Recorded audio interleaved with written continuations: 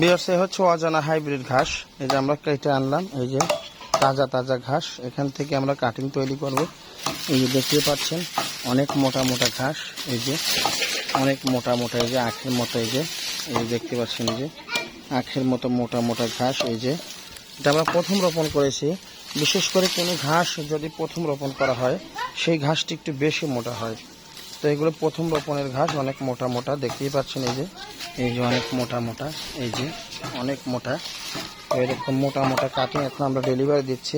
এই ঘাসটি পানি শুকনো উভয় জমিতেই চাষ করা যায়। তো যারা এই ঘাসের কাটিং সংগ্রহ করতে চান দ্রুত আমাদের সঙ্গে যোগাযোগ করুন।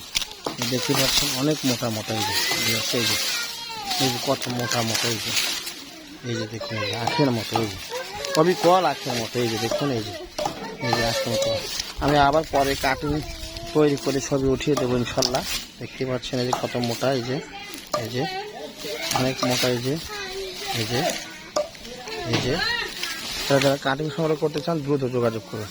হচ্ছে অজানা হাইব্রিড ঘাস, পানি শুকনো উভয় জমিতে চাষ করা যায়।